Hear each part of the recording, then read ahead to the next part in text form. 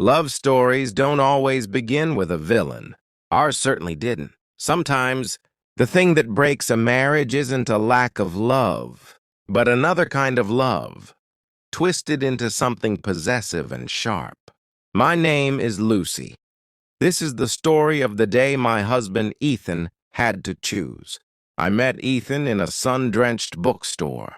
He was searching for a poetry collection I loved. We talked for an hour by the philosophy shelves. His smile was a quiet, steady thing, like a lighthouse beam. When he asked me to dinner, I felt I had come home.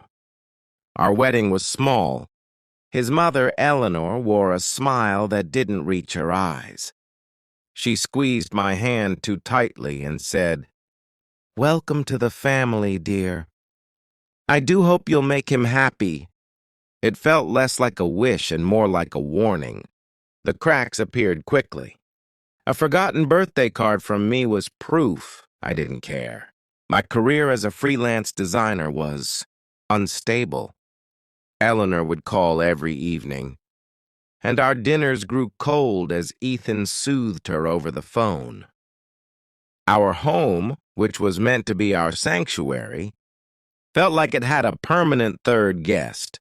I tried. I baked her favorite cakes, remembered every occasion. But my efforts were met with a polite, crushing indifference. "The cake is a bit sweet for my taste, Lucy." Ethan always loved my chicken recipe more.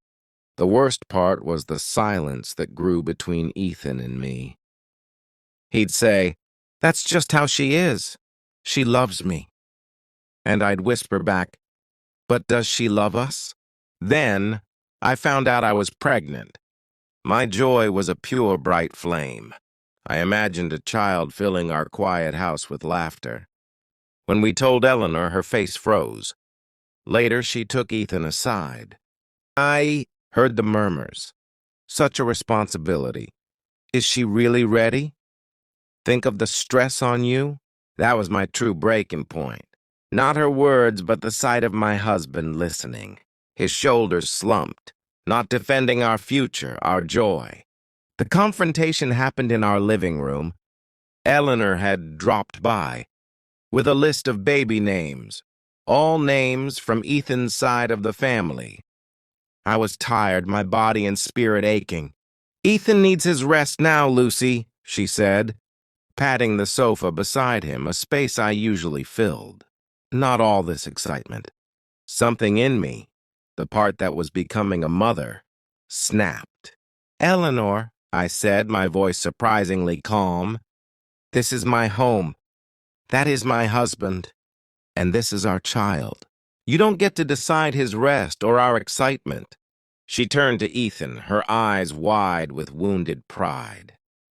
"Are you going to let her speak to me like that?" The room held its breath. This was the moment, the pivot upon which our entire life would turn. Ethan looked from his mother's expectant face to mine, streaked with quiet tears. He saw the woman who raised him, and he saw the woman carrying his future. He stood up. He didn't shout.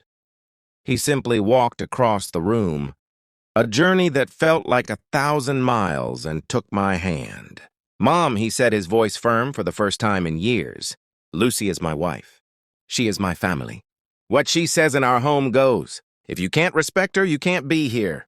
The silence was absolute. Then the sound of the front door closing, not with a slam, but with a final soft click. He chose us. It wasn't a magic cure. Healing took time. There were more conversations, hard boundaries drawn like gentle but immovable fences. But that breaking point didn't shatter us. It forged us. Our daughter is 3 now. She has her father's steady smile, and I like to think her mother's quiet strength. Eleanor sees her, but on our terms. Respect is a slow-growing plant, but we are tending to it. Sometimes love isn't just a feeling. It's a choice you make again and again. It's choosing to build a new family even when it means redefining the old one. Our love story has a scar, that breaking point. But it's where we learned how strong we could be together. I hope you enjoy this version of the story. Would you like to explore a different central conflict for a love story? Or perhaps focus on a different emotional tone?